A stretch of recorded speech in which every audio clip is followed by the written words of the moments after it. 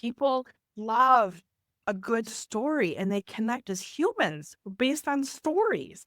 And when you are trying to build and trust to get somebody to buy from you, it's all about connection. So storytelling is connecting. And that message should connect. It should be about your history. It should be about your mission. It should be about your core values and your vision. And that should weave into everything you do.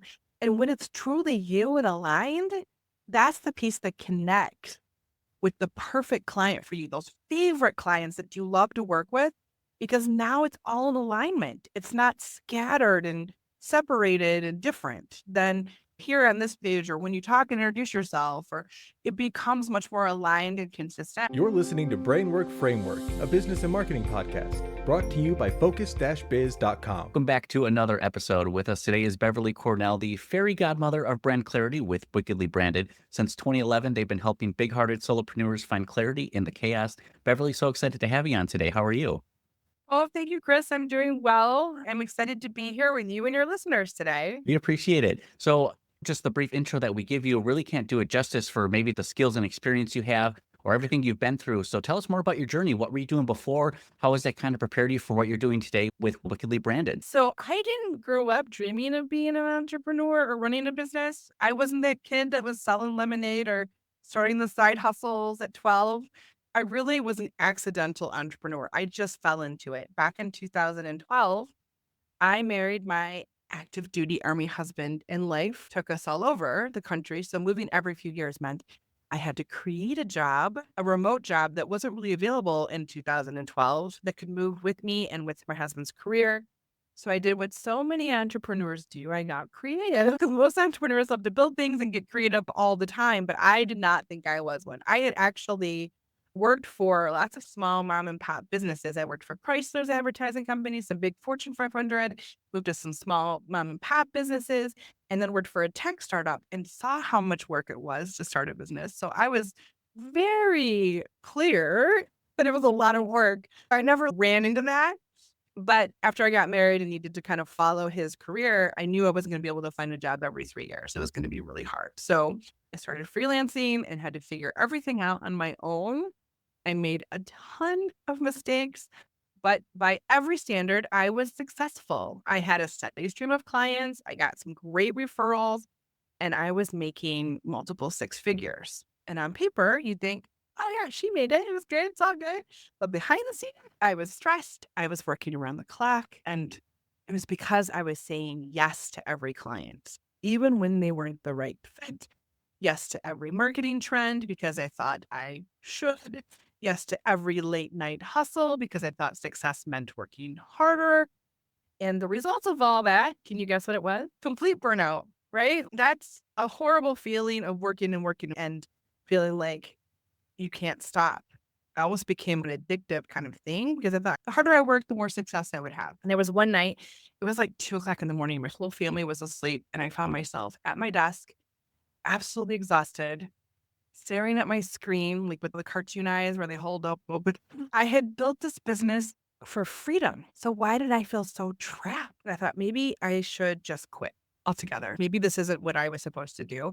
Maybe it would just be easier to go work for someone else and not do this thing. But I knew in my heart of hearts, I loved marketing and I loved helping our clients. I just needed to step back and take a real big look at my business and ask myself some questions. What do I actually love doing? Who do I truly want to help? And that I have proof that I can help. Because just wanting to help them doesn't matter. But what are the things that I've actually done to help clients? And what kind of business do I want to build? Meaning, like right now, it's an amazing opportunity. You can build the exact business that works for your life right now more than ever. All the remote capabilities, all the tech that's out there. You want to work from 12 to 4? You can have that business. Like you can create whatever kind of business you want. And that's a little overwhelming and scary to think about. But that moment changed everything. Taking that time, really stepping into what do I actually want? Who am I? It was like a business midlife crisis. It's true, though. We have those moments. They're huge moments, 2x4s to the head, right? You need to do something different, or this is going to be a very bad outcome. And in that process, I lost a couple clients. So it was even more validation of you need to figure this out so that you are more successful. Those failures felt really stung. They were really hard for me to take. But what I learned from that was maybe we should never have even had them as a client in the first place. They weren't in our flow or what we were supposed to be doing, but I said yes for the wrong reasons. And I realized I was like dragging them across the finish line, and that was not healthy for anyone. So I started to follow the advice that I was giving to my clients. I let go of the clients that weren't a good fit, which was really hard because that's money, right? I was like, honey, just so you know, that's what I'm doing. But he was all in. And I stopped doing the work that just didn't light me up, it didn't bring me joy. I looked at all the drivers that made me excited and all the drainers that sucked my soul.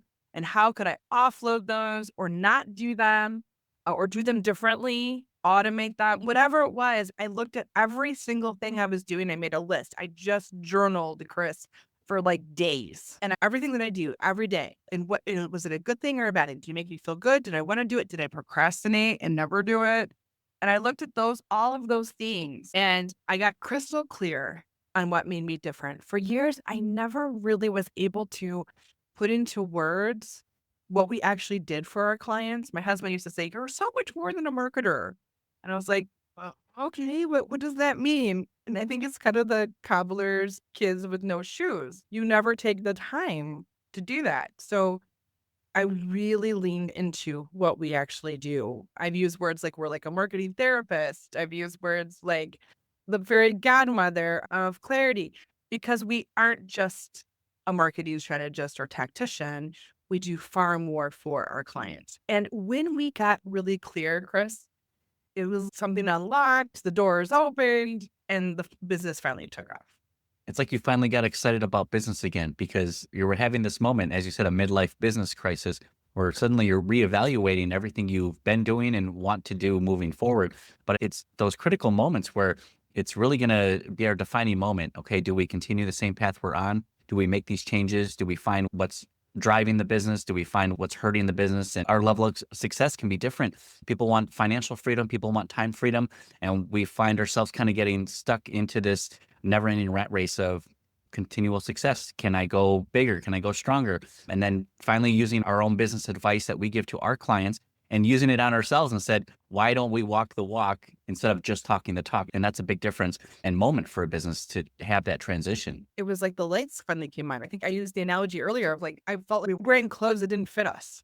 And then finally, when we got into how we were supposed to show up and how we do show up for our clients, it's like we had the best new outfit ever. Like the first day of clothes for school, we felt really cute and cool. Always excited to show off what cool new clothes you had. That's what it felt like for us. We took a lot of time to work on all of those things and sitting in our zone of our passion and everything. That's our zone of genius. That's where we knew we needed to be. And why it felt so hard was we were kind of fighting against forces before then. So when we did all of this, that's when my business finally took off, legitimately. It was a lot of work and a lot of like 3 a.m. stressful nights. But now it's 3 a.m. and holy crap, I have all these ideas and all these things that I want to do. It's like a totally different shift of where we're supposed to be. Right. You're up at 3 a.m. not because you have to or you feel that you need to, but because you want to. You're excited. You're like, I'm really deep into this project. I can't even close my tabs right now. I'm just invested into it. Oh, my tabs. I have so many tabs, Chris. All the tabs. Oh, that's right. My husband actually said one day, if that's how your brain works, I don't even. How do we even keep track of it? I also feel like when we're doing video podcasts, if the tab gets lost in the mix of other tabs, it becomes a game of Marco Polo. Like, hello, I'm over. That experience of getting really clear, plus of the 25 years of the market experience in the marketing world, led me to create what we call the brand magic method, which is a framework that has helped hundreds of purpose-driven business owners step out of the tornado of business and marketing overwhelm. I call it a tornado because you get sucked in it and you don't even have anything to grab onto, ground you. You just get sucked up and you have no power in that. And now we help them simplify their marketing and we build brands that feel really aligned, profitable, and dare I say powerful. Those are some big words. They are. It has to come with some big results with it too. Exactly. It can't just be words. You're right. So If a business feels stuck or they feel overwhelmed or they're feeling constantly trying to figure things out, you're not alone. Clearly, business like myself, it sounds like Chris has been there too. You are not alone. Clarity isn't something that you find. It is something that you create. And when you do, everything gets easier. And I'm going to say it again. Clarity isn't something you find. It's something that you create. It is within your power to step out of the tornado, but you have to make the first step. And it's a challenge because we're kind of caught in this whirlwind. Everything's moving around us too quickly, and you don't find the clarity. You create that. How impactful is that? Because a lot of people think that just one more book, one more YouTube video, one more high offer, high ticket course is going to give me the clarity and the direction that I need to finally push forward. And oftentimes, I think it's deep within ourselves. Well, there's two sides of that. I use the analogy, since we're wickedly branded, I use the analogy of you're looking for the wizard behind the curtain, asking for some big ask of advice to give you the thing you need. But there is no book, there is no big wizard to give you, no strategist, no business that can do all that for you. Until you are clear, no one can solve this problem. We can give you some tactics and strategies, but you have to be clear. And what we do is we help our clients really get clear with that. And then I call the distractions that you mentioned, Chris, the flying monkeys. They like to call it and distract you with all the things next social media tool, that trend, whatever those squirrel moments are or the flying monkeys, they're so good at distracting us. But when you're clear and you have focus, those things just kind of fall to the side. They're not as strong. They can still get in there, but they're not as strong of an influence anymore because you have clarity and focus in a way you've never had before. Absolutely. And now, even though a brand can be so important for the success or failure towards a business, it doesn't necessarily mean you have a great brand that what you offer can be successful or it even solves a problem, and vice versa.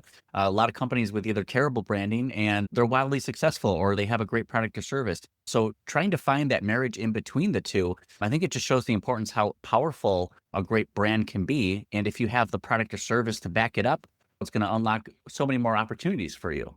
Yeah. So branding isn't just logos and websites. People think that, oh, I need a logo and a website. Check the box of the shoulds that I have. But we think here at Wickedly Branded, it's about clarity, confidence, and impact. Most people think they have a marketing problem, but they have a clarity problem. And once you fix that, everything changes. It becomes a filter for all your business decisions. It becomes an easy yes or no. When before it was like, should I do this or should I invest this? It becomes so much easier to step in front of your brand, to lead. There is a phrase that's probably way too much overused, which is, your client's confused. So it's that times 1,000. If you're confused, you're making confused decisions for your business. And if I had been so much clearer from day one, if I'd had this clarity, this plan, holy crap, the amount of traction I could have had then. It's all tuition, Chris. It's all got me to this place. And I'm far more empathetic to my clients and their journeys because of what I went through. But it's that clarity is the pot of gold at the end of the rainbow. It's everything. So many people think they do branding, but I really think it's more of a clarity situation. Absolutely. And it goes beyond just the logo on the website. Like you said, this checklist of things you need to have. It's also the copy and the content, the pictures that tell your story about the brand, who you are and who you help and what you do. How do we kind of incorporate a storytelling method to match our brand? And then how do we present that to the world? Storytelling is everything. People don't remember facts and figures, but they remember your story. And if you notice, even on that particular podcast, I just shared my story. I didn't go into marketing. I explained exactly my story and how I got to here. And that resonates as humans, like from the dawn of time, the cavemen in the caves telling stories on the walls, right? This is science. People love a good story and they connect as humans based on stories. And when you are trying to build and trust to get somebody to buy from you, it's all about connection. So storytelling is connecting. And that message should connect. It should be about your history. It should be about your mission. It should be about your core values and your vision. And that should weave into everything you do. And when it's truly you and aligned, that's the piece that connects. with the perfect client for you, those favorite clients that you love to work with, because now it's all in alignment. It's not scattered and separated and different than here on this page or when you talk and introduce yourself, or it becomes much more aligned and consistent. I say that consistency and persistency. I'm not sure if persistency is actually a word, but we're going to say it is If today. it's not, we're gonna make it one. Consistency and persistency are really key when you have a strong message, that this is how you become known. So if you want to be known for something, then you need to be consistent and persistent in your messaging. There's lots of ways you can say it with your message, with stories and examples, but it needs to be a consistent thread through all of that. So yes, storytelling, that is magic. No question. Absolutely. And with someone with your unique business experience here, having to move every few years to uproot and try to get a new base of clients, or you're working with what you have, but now you're in a new space, it's unique to you. And I think it can be helpful to a lot of other entrepreneurs. How do you manage getting new clients and building that book of business, even though you're moving everywhere? Are you running ads? Are you doing SEO? Is it focused on relationships, networking? What's been most effective for you in building your business? So our business was really built on referrals. Thankfully, we've done a good job and people have referred our work out. It's definitely all about connections and networking, just that human experience. We have done ads. We've tried everything, just like everybody else probably. But even we moved here in July, and in August, I joined the chamber. And then I didn't just join it. And just to be honest, I'm really an introvert. I don't like going to those things. And I feel like they're very awkward, especially at the beginning. My husband come to the first one, and I called him my emotional support husband because he'll talk to a fly. He had my cards. He was great. He would go up and introduce himself and then introduce me. He was fantastic. He earned his weight in gold that day. This is exactly what I need. Can you just come to every event with me? He was great. And so you have to lean on to what you are comfortable with. And for me, it was bringing him so I didn't feel alone the first time. And once I made a few connections, then I felt better. But even after a couple of months, what I have done has been really strategic about connecting with the chamber staff, letting them know that I exist and what I do, and even getting involved. This is a community. We will live here. I'm hoping we retire here. And the business community here needs to be thriving. So I want to be part of the community so that we can all thrive and be successful, and that the area that I live is a good area to live. I've been more strategic about that. So recently they asked me to write for their magazine, and I've approached them about possibly doing a podcast series. So using our strengths to become more involved in the actual running of the chamber. And those opportunities allow me to meet way more people. When I call and say I'm a writer for the magazine, boy, do I get to talk to somebody way faster than if I said I'm Beverly, even though the fairy godmother of Wickedly Branding is pretty darn cool. It's a different approach to get in to talk to people and become known, for sure. Yes, absolutely. And I can attest to the networking benefits. It's connecting with people, sharing who you are. And I think having that clarity within your brand is going to present itself when you're telling other people about your product and service and how you help people. That is going to be an integral piece of you making the most out of your networking events. Absolutely. Now you're leading into 2025 with this brand new wicked brand you're coming together with. What else are you excited for 2025? Are you just pushing this brand out there? Are you going to try something different? Are you launching anything new as well? So just for our listeners, they know we went from BC and Associates Marketing. And this week, it's the first week of March when we're recording this. I'm not sure when it will actually air. We are rebranding to wickedlybranded.com with all the clarity that we received going through the exercise of what we do for our clients. We realized that we did not fit BC and Associates Marketing anymore. And as cobbler's kids have no shoes, we never spent that time marketing for ourselves. We devoted everything to our clients. And once we took that time and honored who we are and got clear on, we just didn't fit BC and Associates Marketing anymore. So this rebrand is huge. And like I said, it's just happening right now. It's really us stepping fully into what we've always been about, helping businesses show up boldly, owning their space, and finally having a brand that feels completely and 100% aligned with who they are and where they're going. So for so long, we've been doing all of this incredible work behind the scenes, helping clients clarify their message and build brands that actually stand out, but we didn't do the work for ourselves. So now we are doing the same, but in the biggest way possible. And it's exciting, but let's be real, it's a little terrifying because stepping into your brand fully for the first time means there's nowhere to hide. You have to own it. But that's exactly what we help our clients do. So now it's our turn to do the same and hopefully be the best case study ever. And even at those like marketing events, those networking events, I have pink hair. And just last Thursday, I showed up with my pink hair. And it's okay for being known. Like, hey, have you talked to Beverly? She's the lady that has the pink hair that comes to the events. Now it's real easy for people to associate with me and they remember me because I have pink hair. I'm not saying every single one of my clients has pink hair. They do not, I promise you. But I found my thing. And even in my thing, wickedly branded and magic is kind of our thing. I have like little bit of glitter that I put in my hair. And at the event on Thursday, they were like, did you know that your hair sparkles? It's like, yes. Because what we do is we help awaken your brand magic and boldly bring it to life. And when you think of Beverly and the team that I have, I want you to think of a little bit of sparkle and awakening your brand magic. I want that association to be known as that. And it's almost like you want people to have a double take and stand out from the crowd and like, hey, who is that? And that's the type of brand you want to present yourself out to the world and have people take notice. Yes.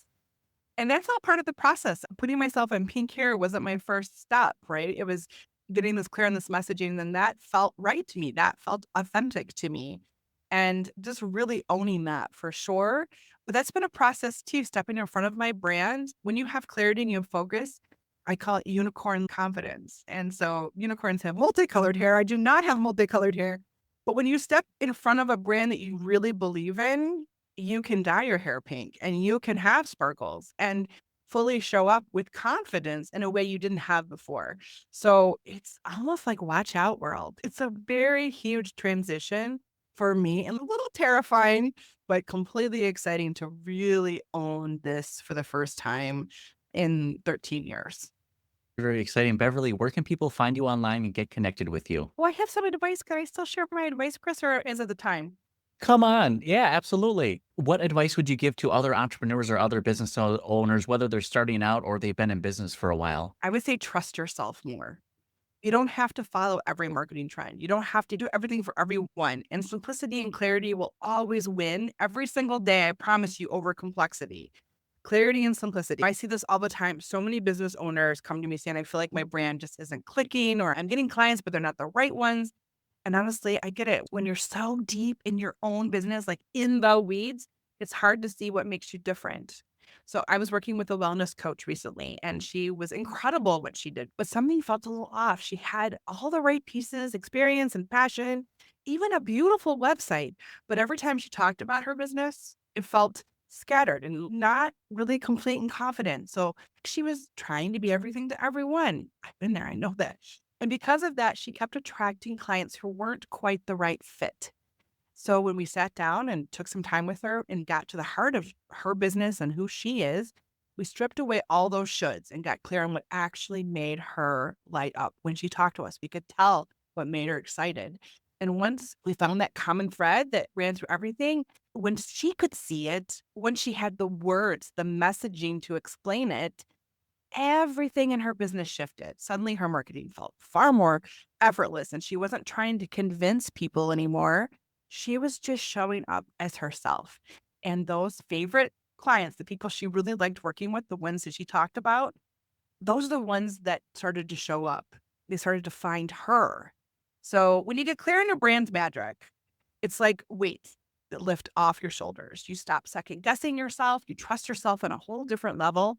You stop over explaining and you finally start attracting the people who just get it. Because the first time, finally get it too. I use the example of the scarecrow, the tin man, and the cowardly lion. They were all searching for something. They were all looking for brains, love, courage, heart, right? But when they got to the wizard, they had them the whole time. They didn't need the wizard to do it. It's inside of you. I promise this clarity is there. You just need somebody to help you believe in it and have the words to talk about it so that you can fully sit in it and it feels like home. Yes, absolutely. I love it, Beverly. Some great advice here. Practical tips for a lot of business owners, entrepreneurs who are out there, whether they're struggling or successful, or just need some rebranding and clarity advice. make sure you check out Beverly here. Where can people find you online and get connected with you? So wickedlybranded.com is our website. On LinkedIn, I'm Beverly Cornell, Cornell. And I also have a podcast called Spark and Ignite Your Marketing, where we use a little bit of magic to explore the past, the present, and the future of entrepreneurship. I have a magic hat full of questions and a wand that lets us travel through time.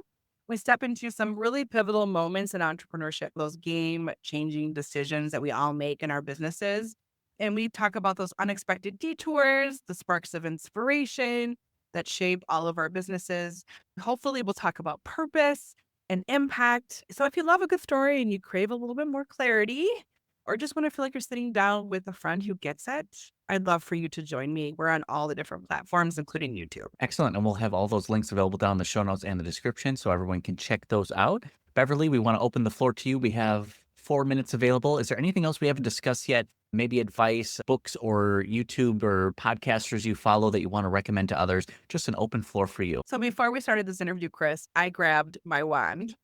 This is something that I carry with me, and I actually have it in my bag when I go to events and different things. This wand, it doesn't create magic, but it does awaken the magic that's already there. So if you're ready to awaken your own brand magic, I would love to help you.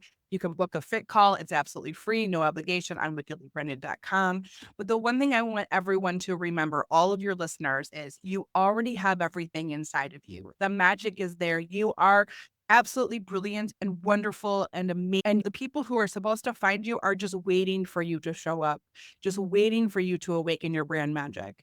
So I love helping those purpose-driven entrepreneurs find their magic, really sit in it and magnify the good things that they do for people, because we need more good in the world always. And I would want to really encourage you.